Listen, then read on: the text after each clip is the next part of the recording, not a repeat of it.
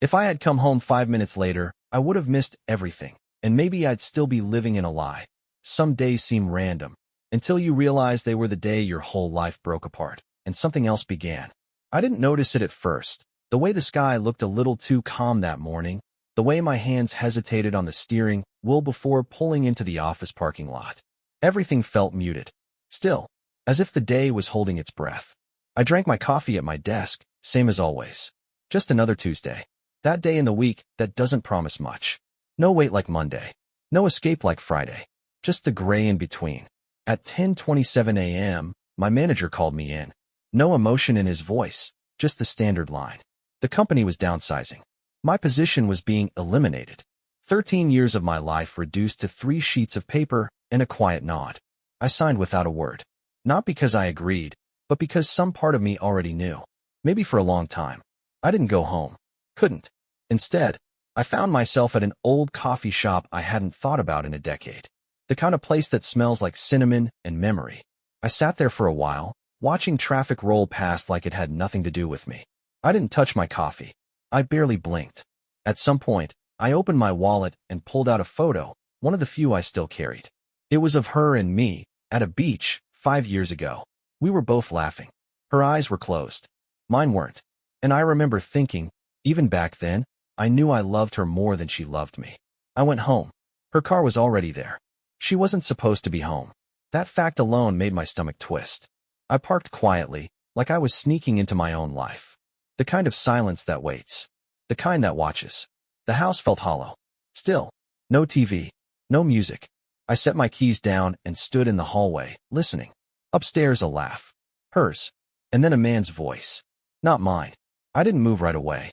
My brain couldn't connect the sound to the situation. As if hearing it wasn't enough, I needed to see it to make it real. I walked slowly up the stairs. My heartbeat in my throat. My legs like stone. The bedroom door was ajar. I didn't push it open. I didn't have to. There was a mirror on the wall. I saw her first. Her back turned.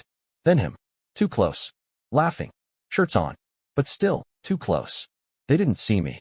Not until she turned slightly and caught my reflection. Her smile fell. And that was it. I didn't yell. I didn't confront. I turned. Walked down the stairs. Picked up my keys.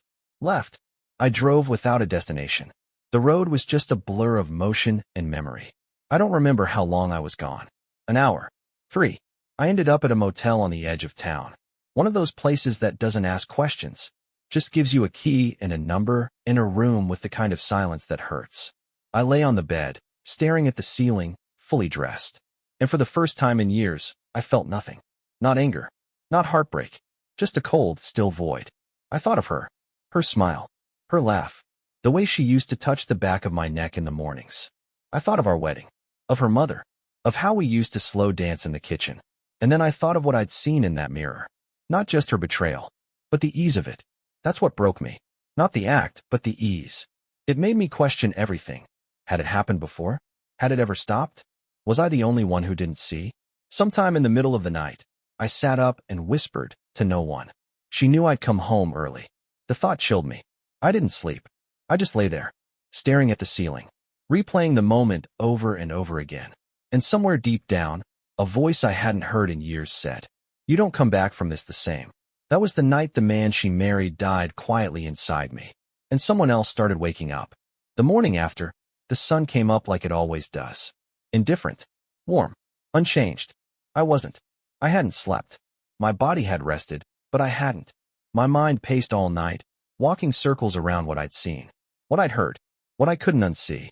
I didn't cry. That surprised me. I always imagined, if something like that ever happened, I'd fall apart.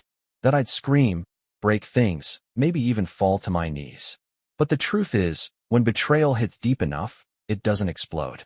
It settles, like concrete setting inside your chest. I got up and left the motel without checking out. Drove aimlessly again. Not to escape. I think I just wanted to stay in motion. Because stopping meant thinking. And thinking meant facing it. Her. By noon, I was parked on a quiet street 2 blocks from our house. I watched the cars go by, wondered if she was home, wondered if he was, and wondered how long. How many days, weeks, months had I been living with this stranger? I didn't go in. Not yet. I couldn't. I needed something first. I needed proof. Not for a fight. Not for a lawyer. For myself. So that when I looked in the mirror, I'd know I wasn't crazy. That I hadn't imagined it. That she'd really become someone else when I wasn't looking. I called David. David had been my closest friend since college. Honest. Grounded. Married. Steady. The kind of guy who listened more than he talked. We hadn't seen each other in a while. Life had gotten in the way. But if anyone could handle hearing this without turning it into gossip, it was him. He answered on the second ring. Man, it's been forever. You all right? I didn't answer right away. Just said, I need to talk. Not here. You free. An hour later, we were sitting across from each other in a booth at a quiet sandwich shop we used to hit during lunch breaks years ago. Everything looked the same. I told him everything. Or almost everything. I left out the name. I didn't know it. Just said it was someone I didn't recognize. He listened. No judgment. No advice. Just presence. And when I was done, he leaned back, nodded slowly, and said, So what are you going to do? I looked at him. That was the question, wasn't it? I don't know. Not yet. He nodded again, but there was something different in his eyes. A flicker. I couldn't place it. Back in my car, I sat still for a long time. I pulled out my phone. Opened her texts. Searched for something. Anything. But she deleted them. Clean. Almost too clean. As if she'd prepared. That thought chilled me. That night, I went back home. She was in the kitchen, barefoot, making tea. She looked up, startled. For a moment, we just stared at each other. You're back, she said, voice soft, uncertain. I didn't answer. Where'd you go? Still nothing. She came closer. Reached out. Talk to me. Please. And then she did something that nearly broke me all over again. She smiled. Not a guilty smile. Not a scared one. A soft, loving one. Like we just had a small fight, and everything could be okay again. That's when I knew. She was lying to my face. And she'd gotten good at it. I stepped back. Don't, I said quietly. Not now. She tried again, eyes glistening. It's not what you think. You don't even know what I think. She looked down. I slept in the guest room that night. Didn't say another word. And for the first time, I realized this wasn't going to be a clean break. She wasn't going to confess. She wasn't going to cry on the floor and beg. She was going to pretend, smile, lie. And I'd have to find the truth myself. Some things break with a sound. A glass shattering. A slammed door. A scream in the middle of the night. But other things break quietly. The second kind is worse. Because you don't hear them go. You just wake up one morning and realize they're gone. Trust is like that. I woke up in the guest room the next morning. Still dressed. Still cold. The light through the blinds painted sharp lines across the floor. I didn't move for a while. Just listened. The sound of the faucet. Her steps. A cupboard opening. Ordinary noises that now felt like a lie. She made breakfast. Like nothing had happened. Toast. Coffee. Eggs. Like it was any other day. She even put music on soft jazz. The kind she knew I liked. I stayed upstairs. Watched her from the hallway, unseen. She was humming. Smiling. I felt like I was watching a stranger wear my wife's skin. When I finally came down, she looked up and gave me that same soft expression again, hopeful, practiced. I made you some, she said, gesturing toward the food. Thought you might be hungry. I sat across from her. Didn't touch the plate. Can I ask you something? I said. She nodded, hands around her mug. How long? A pause. Just a flicker. But I saw it. The mask slipped for a second. What do you mean? You know what I mean. She looked down. Stirred her coffee. No sugar. No cream. Just something to do. It wasn't serious. My jaw tightened. Not serious. That's not what I asked. A few months, she said finally. But it's over. I swear. It didn't mean anything. The second lie was always easier than the first. I didn't respond. Just stood and left the house. My phone buzzed in my pocket. A message from David. You good? I stared at it for a long time. My thumb hovered. Then I typed, come by later? Need to talk. He replied instantly. Of course. Later that evening, we sat on the back porch. Sun low. Beer in hand. Silence thick. She said it's been going on a few months, I said. David stared out into the yard. Do you believe her? No. He nodded, took a drink. You said you didn't recognize the guy, he said. Any chance it's someone from work? I shook my head. She doesn't bring people home. Doesn't talk about them. Keeps everything in boxes. Separate lives. And you never saw a number? A name. I hesitated. There was a text. Once. Months ago. Late. I saw it on her screen before she locked it. Just initials, DJ. David didn't react. At least, not with his face. But his grip on the bottle tightened just enough. I saw it. You okay? I asked. He forced a smile. Yeah, just thinking. That was the first moment I felt it. A thread of doubt. Thin, but real. DJ. David James. No, it couldn't be. Right? I didn't say it aloud. Not yet. It felt too wild. Too ugly. But once that thought existed, I couldn't unthink it. I started rewinding time in my head. Replaying moments. Dinners. Parties. Conversations. That trip we all took last spring. The way she laughed at his jokes. The long hug goodbye when he left town for a few weeks. Little things that didn't mean anything until they did. He left a little after dark. Said he'd check in tomorrow. I said sure. Then I sat in the dark and opened every drawer in the house. Looking for more. Anything. And what I found wasn't proof. It was a pattern. Receipts from places she said she never went. Notes to herself in handwriting that looked too careful. Perfume she never wore around me. She had built a second life. One I never saw. But someone else had. And maybe, just maybe, I knew who. 2 days passed. Not much changed on the surface. She kept pretending. I kept pretending I believed her. But inside, I was tearing wallpaper off our life, looking for the cracks underneath. I became quiet. Precise. I watched her the way a locksmith studies the tumblers of a lock. Waiting for the right combination. That Friday morning, I picked up her phone when she left it unattended in the kitchen. My hands didn't shake. That surprised me. There were no texts. No recent calls. She had wiped it clean. But she forgot one thing. Her cloud backup hadn't. And I had the login. I didn't confront her. Not yet. I needed more. I needed something she couldn't twist. That night, when she was in the shower, I downloaded everything I could from the cloud to a hidden drive. Messages. Call logs. Photos. And I found it. A photo. Blurry. Taken months ago. Her and David. His face turned slightly, but it was him. I'd know that posture anywhere. Her hand was on his chest. Too familiar. Too casual. The timestamp made it worse. It was during the weekend she said she was visiting her sister. She had lied to my face. Again. And he, my friend, he hadn't even looked guilty in the photo. I stared at the image for a long time. My fingers hovering over the delete key. But I didn't press it.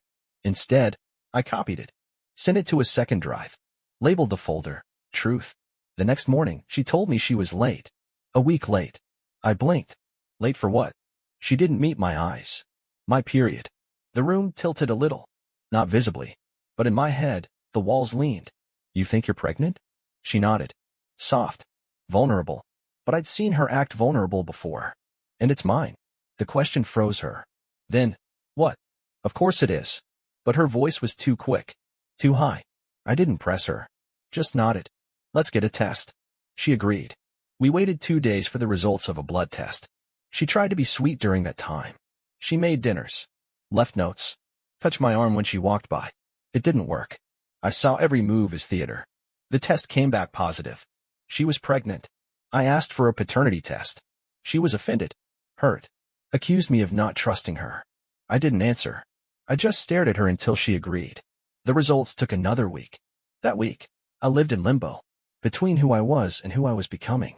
Between the man who would forgive and the man who would remember. When the results came in, I opened the envelope in the car. Alone. It was brief. Not a match.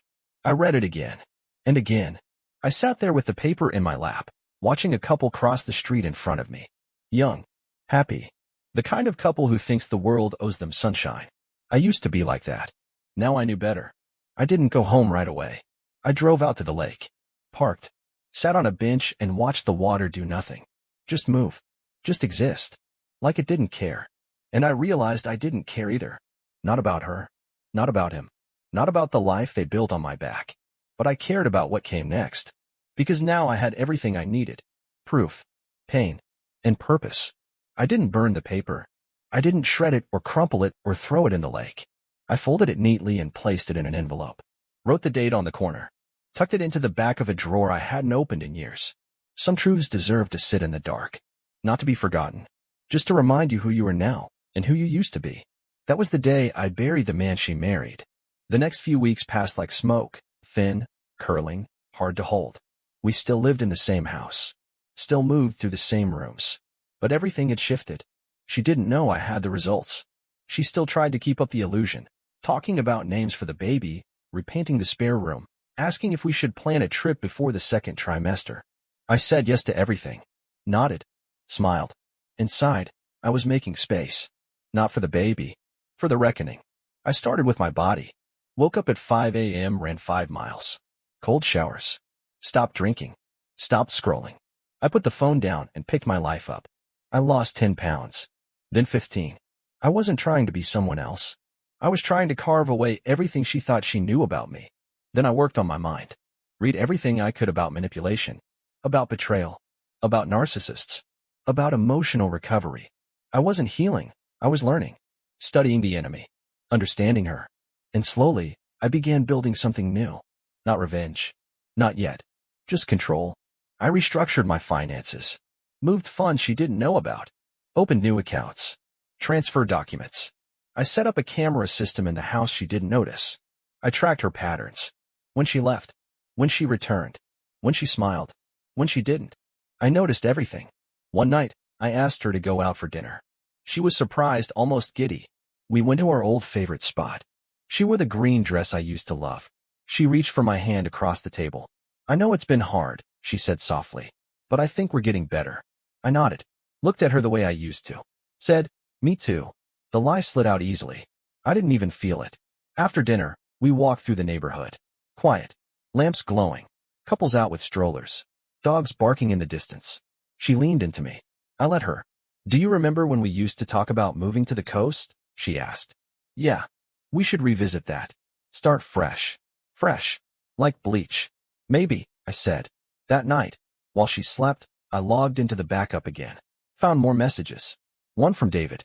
Recent. A month ago. I think he knows. Be careful. She hadn't replied, but she'd saved it. So much for fresh. The next day, I invited David over. Said I wanted help planning a surprise for her birthday. Said I wanted to bury the tension. He came. Smiled. Brought beer. We sat in the garage, like old times. You ever think about how we got here? I asked. What do you mean? Life. All of it. The weight of being men who play roles they didn't choose.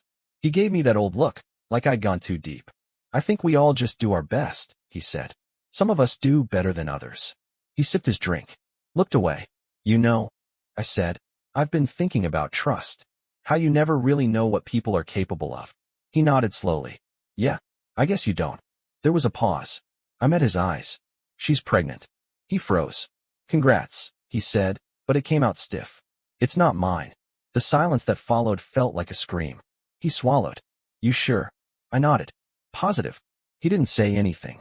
Didn't ask who it was. Because he already knew. I let the silence stretch. Watched him fidget. Rub his hands together. Look around. Then I stood. Patted his shoulder. I'm not angry, I said. I just needed to see your face when I told you. He didn't speak. Didn't follow me when I went back inside. That night, I sat in the dark and played the messages again. Her voice. His. The laughter. The lies. I didn't feel pain anymore. Just distance. I had crossed some threshold. No longer the man she married. No longer the friend he betrayed. I was something else now. Something they couldn't read. And that made me dangerous. Not because I wanted revenge. Because I had nothing left to lose. I stopped calling it revenge. That word sounded too dramatic, too juvenile. This wasn't about rage anymore. Not even pain. This was about balance. Truth. Restoration. It was about standing in the ruins and deciding what to build next and what to leave buried. David stopped reaching out. He didn't need confirmation. I didn't need an apology. We had both said what we needed to say, only I had used fewer words. As for her, she went on pretending. I let her. The more she lied, the more I understood how deep her theater went. Her smiles. Her questions about baby names. Her efforts to touch me like it still meant something. I responded in kind. With perfect calm. I kissed her on the cheek. Helped with groceries. Sat beside her at dinner. I became the husband she thought she wanted back. That was the mask I wore. But underneath, I was moving. I took a week off work. Said I needed to reset. Truth was, I needed to prepare. I started meeting with people. Quietly. Carefully. Lawyers. Accountants. A private investigator. A woman named Michelle who ran a firm in another county. She didn't ask why. I paid in cash. Gave her 3 names. She nodded. How far do you want me to go? I looked her in the eye. I want to know who they are when no one's watching. 3 weeks later, she handed me a folder. Inside was everything. David's finances were stretched thin. Gambling debt. Online accounts. A second phone. Her browser history told stories she never would. Searches for paternity law. Ways to tell if a man suspects. She'd even bookmarked a forum about staging reconciliation after infidelity. I sat in my car for 2 hours, staring at those pages. Not because I was surprised. Because I wasn't. That weekend, we went to dinner with friends. A couple we used to see often. It had been months. "You two look great," she said. Seriously. Like newlyweds. My wife smiled. Glowed, even. I smiled back. Raised my glass. "Hard times teach you what matters," I said. She squeezed my hand. "And who?" I nodded. Then turned to the husband. "Hey, Matt, you ever work with David James?" His eyebrows rose. "Yeah, briefly. Few years back." "You know him?" "A bit. He's an old friend." My wife's grip on my hand tightened, just slightly. Matt chuckled. "Funny guy? Real charming. Bit of a temper, though. Heard he left his last job in a bad way." "Oh," I asked. "What happened?" "Rumor was he got caught in some kind of HR mess. Can't say for sure. You know how these things go." I nodded again. Didn't look at her. That night, she cried. Not because of guilt. Because she knew the walls were moving. I began documenting everything. Building the case. I printed messages. Photocopied receipts. I placed files in a safety deposit box she didn't know existed. I emailed encrypted copies to an offshore server. This wasn't paranoia. It was preparation. I didn't want her to deny it. I wanted her to drown in the evidence. Then I started undoing the marriage. I met with my lawyer. Told him everything. He laid out options. "You want full custody? It's not my child." He blinked. "Still, you raised her as yours. Courts consider that." "Not this time." He nodded. "You want exposure or silence?" "Both," I said, but in the right order. She began to sense something. I could tell by the way she watched me. Too long. By the way she paused before speaking. She was waiting for the storm. She didn't realize she was already standing in it. One night, she brought up the idea of moving again. Said we needed a fresh start. New town. New life. For the baby, she said. I agreed. I even started researching homes. Set up fake listings. Took her to see properties I had no intention of buying. It was all part of the rhythm. Let her dance. Let her dream. Let her believe. Because belief makes betrayal sting sharper. A few nights later, we had dinner with her parents. They adored me. Still thought I was the best thing that ever happened to her. When dessert came, her father pulled me aside. Told me he was proud of how I handled the rough patch. "Not every man would stay after something like that," he said. I just nodded. He patted my back. "You're a good man. She's lucky." I smiled, then looked over his shoulder at her. "Not for long," I said. Back home, she asked me what he'd said. Just that he's proud of us. She smiled. That smile. The one she practiced in the mirror. I kissed her forehead. Whispered, "Me too." And I meant it. Not proud of who we were. Proud of how far I'd come. The man she broke was gone. The one standing here now was made from the wreckage. And he was almost ready. "You've been patient. You've listened to the silence. The stillness. The building tension. But now comes the part you've been waiting for." It began with a text. One message. Sent from an anonymous number to her phone while we were in the car. She opened it. Froze. I kept driving. Didn't ask. Didn't look. "Everything okay?" I asked casually. She blinked. Locked her phone. Forced a smile. "Yeah. Just spam." She was lying. Again. And this time, I knew exactly what she was lying about. Because I'd sent it. Just a photo. A blurry one. Her. David. Arms too close. Date stamped. Location tagged. No words. Just proof that the walls were cracking. That week, she started unraveling. Subtly. But I saw it. She checked her phone obsessively. Looked out the windows more. Asked me odd questions. "Do you think people can really change?" "What do you mean?" "Like, start over. Even after making mistakes." I said yes. Because I wanted her to believe she still had time. I wanted her to feel hope. Because that's when the fall hurts most. David, meanwhile, had gone quiet. No calls. No texts. No surprise visits. Which told me two things. One, he was scared. And two, he was still in it. I had my investigator follow him. Just enough to see the patterns. He wasn't with her, but he wasn't exactly distant either. I knew he was waiting for a signal from her.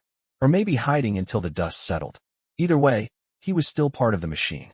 And I was going to take the whole machine apart. I began making moves. Small, controlled ones. I had my lawyer file preliminary motions. Quietly.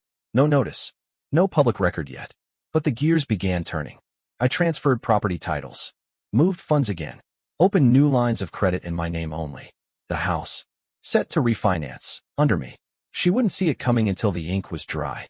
Then I leaked a document anonymously to her workplace. An HR complaint, based on real events from her messages. Nothing illegal. Just questionable judgment. Enough to open an internal investigation. I didn't want to ruin her. Not yet. Just shake the foundation. She started staying up later. Checking locks. Asking more questions. Have you been happy lately? I've been clear. Clear. About what matters. She didn't ask again. Then came the dinner. Our anniversary. She planned it. Candles. Wine.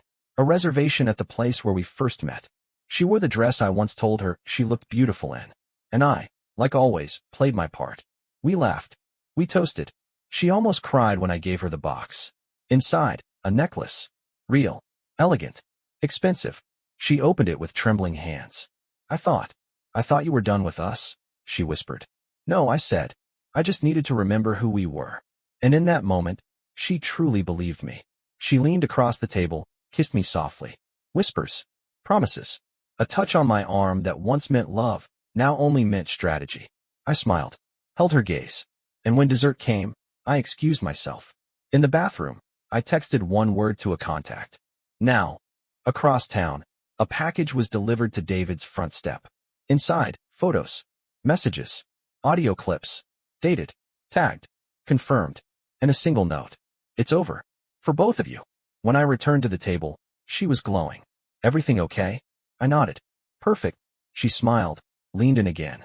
I feel like we finally turned a corner. I looked at her. We have. She didn't understand what I meant. Not yet. But she would. Very soon. Sometimes destruction doesn't come with fire. Or fists. Or shouting. Sometimes it comes quietly. With a knock on the door. She opened it just after breakfast. 2 men in suits. Calm. Professional. One handed her a letter. The other nodded and left. She called for me. Voice trembling. It's legal. Something from work. About the investigation. I took it. Read it. Nodded. Want me to get a lawyer involved? She looked like she didn't know how to answer. Do you think I need one? I looked at her. Really looked. Pale. Unsteady. The mask slipping. Maybe. Just to be safe. She nodded slowly. Sat down. I left the room. Texted my lawyer to release the next round of documents.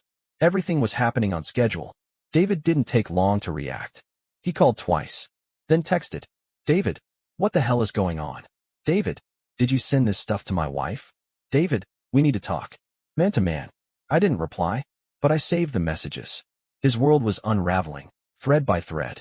His wife had the photos now, the audio, the timeline. And by Monday, she had filed for separation. He was out of the house by Wednesday. Just like that, he had nothing. And he knew exactly who took it. Back at home, she was a ghost. Her work had placed her on leave. Officially, it was pending review. Unofficially, it was isolation. I watched her walk around the house like it wasn't hers anymore. She was quieter now. Softer. Like a storm after the damage has been done. She tried one last time. Can we talk? She asked one night.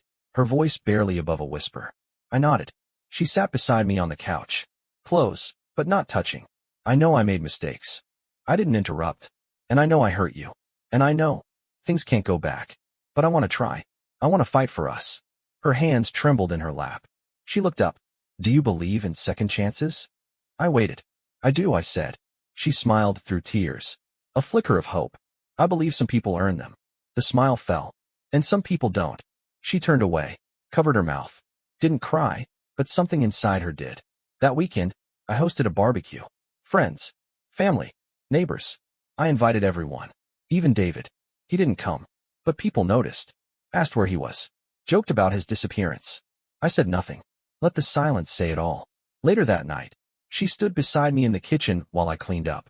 Why did you invite everyone? Because we're doing better, I said. She stared at me. Something cracked behind her eyes. You're not really coming back, are you? I looked at her. I never left. And walked out. Monday morning, I filed for divorce. She was served the papers at 3:16 p.m.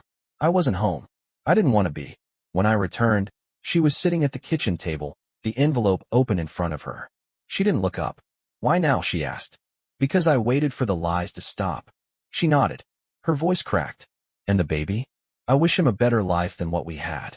She covered her face. I stood there for a long time. Then I left the room. I slept better that night than I had in months. Not because it was over, but because I'd done it the right way. Not loud. Not cruel. Just true. Everything breaks eventually. Some things are meant to. If you've made it this far, you already know. This was never just about infidelity. It was about truth, control, identity, the slow, surgical extraction of a lie that lived inside your home. And now comes the moment she truly understood what she had done. It started with silence. Not the quiet between people. The kind that lives in a house. The kind that follows someone who realizes they're alone, even when they aren't. She barely spoke that week. Not after the divorce papers.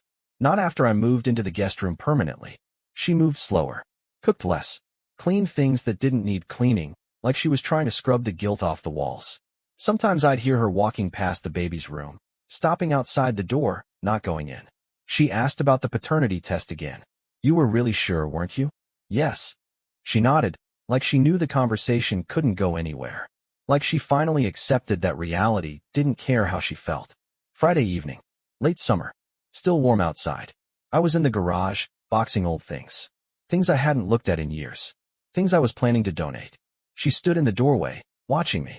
You're really leaving. I didn't turn around. I left a long time ago. You just didn't see it. She stepped inside, closed the door behind her. The quiet thickened. Can we talk? She asked. We are. No, I mean really talk. About all of it. I looked up. Why now? Because I can't keep pretending I don't know what I've done. I set the box down. Then talk. She sat on a bench by the work table. Her hands fidgeted. Her voice was low. It didn't start the way you think. How did it start? Loneliness. Boredom. I don't know. You were working late. I was tired. And David, he was around. Easy to talk to. He made me feel seen. So you slept with him. She winced. Not right away. But yes. Eventually. I said nothing. I didn't mean for it to go so far. I didn't mean to. Get pregnant. Her breath caught. No. That was never part of the plan. There was a plan? She shook her head. No. I mean, I thought it was under control. I didn't think it would spiral. And then you tried to pretend it was mine. Because I didn't want to lose everything. You already had. You just didn't know it. She wiped her eyes. Didn't try to come closer. I know you hate me. No, I said. I don't. She looked surprised. Hopeful, for half a second. That would mean I still cared enough to hate. The hope vanished. Later that night, David showed up. He didn't knock. Just stood outside the house like a man begging the world to rewind a tape that's already been burned. I opened the door. We need to talk. You said that in your texts. I ignored them. You still came. Please. Just 5 minutes. I let him in. We sat in the living room. Across from each other. No drinks. No pretense. He started. I didn't mean to hurt you. But you did. It wasn't supposed to go that far. But it did. He swallowed. Eyes red. She said you were distant. That you'd stopped being present. And you thought that made it okay? No. I don't know. I guess I justified it. I told myself, if you didn't care, maybe I could. But I did care. He nodded slowly. I know. Now I do. We sat in silence. Then I stood. You need to leave. Please. You're not part of this house anymore. You never really were. He stood too. Didn't argue. Just looked at me. You're different, he said. I know. He left. I locked the door behind him. She was standing in the hallway when I turned around. Eyes red, but dry. He came here. He's gone. She leaned against the wall. Are you going to tell everyone? Our families. They'll find out. Eventually. Can we at least talk about how to end this the right way? There is no right way. Just truth. Sunday, I moved out. Not far. Just enough. I wanted distance. But I didn't want to run. That house was still mine, in ways she'd never understand. She stayed. Alone. With her thoughts. Her version of the story. Her silence. I didn't take everything. Just what I needed. Some clothes. My notebooks. The truth. The night before the final hearing, she called me. Can you come by? Please. I almost didn't. But something told me it was the last page that needed turning. I drove in silence. Walked in without knocking. She was sitting in the living room, photo albums spread on the floor. I was looking through these, she said. Trying to find the moment it changed. I looked down. Our wedding. Our vacations. The night we moved into that house. I still don't know when I became that version of myself, she whispered. We never know. Until it's too late. She nodded. I'm sorry. I know. You don't believe me. It doesn't matter. She looked up. Would you be okay? I already am. The next morning, we signed the papers. No lawyers. Just us. Quiet. Empty. The moment the pen left the page, she broke. Not loudly. Just a gasp. A sound like something being let go. She reached for my hand. I let her hold it. For a moment. Then I pulled away. And walked out. This is how it ends. Not with shouting. Not with revenge. With clarity. 3 months after the divorce, I returned to the house one last time. Not for her. Not for closure. For something I didn't expect to matter anymore. The photo. The one of us on the beach, laughing. Her eyes closed. Mine weren't. I had left it behind on purpose. Now I wanted to see what it looked like through different eyes. She wasn't home. The house was half empty. Quiet in a different way. Less haunted, more forgotten. The walls didn't echo. They just stood there. I found the photo in the drawer by the nightstand. Right where I thought it'd be. I looked at it for a long time. Then I put it in my pocket. Not because I missed her. Because I needed to remember who I used to be. People ask how I moved on. I tell them I didn't. I just moved forward. There's a difference. I changed cities. Took a job that paid less but felt like breathing. Bought a place with no shared memories. Quiet, sunlit, mine. I started running again. Not away. Just to move. I even started painting. Badly. But it felt good. Honest. Like putting emotion somewhere physical. Something only mine. I rebuilt, not what I lost, but who I was. Then, one afternoon, I ran into someone at a bookstore. A woman. Kind eyes. Soft voice. She was looking at the same title I was. We talked. About books. Music. Silence. Not about trauma. Not about the past. And that felt important. Weeks later, we had coffee. Then walks. Then dinners. No pressure. Just presence. She never asked why I seemed cautious. She just listened when I chose to speak. She never tried to fix me. Just met me where I was. That was enough. One night, months later, she asked, "Why did you leave your last relationship?" I took a long breath. Because I realized I was in love with someone who didn't exist. She didn't flinch. Just nodded. And now I'm in love with someone I'm still getting to know. I was talking about her. But also myself. I never went back to see my ex. Never checked on her. Never asked about David. I heard things. Through people. Her job didn't take her back. David left town. The child was healthy. I hoped he'd never grow up with lies. I hoped she'd tell him the truth. But that wasn't mine to manage anymore. My job was done. Sometimes I still think about the moment I walked in and saw them. Not because it hurts. Because it reminds me how quiet betrayal can be. Like a whisper you almost missed. Like a mirror that doesn't show your reflection anymore. But that mirror broke. And I rebuilt myself without it. I kept the photo. But I framed it differently. Not as a symbol of love lost. But as proof of who I survived. A man who loved too much. Trusted too easily. Fell too hard. But stood back up. This wasn't a story about revenge. It was a story about truth. About fire that didn't burn everything down. Just cleared space for something real. And if you stayed with me this long, I hope you see what I see now. Sometimes the worst thing that happens to you is the thing that finally sets you free. The end.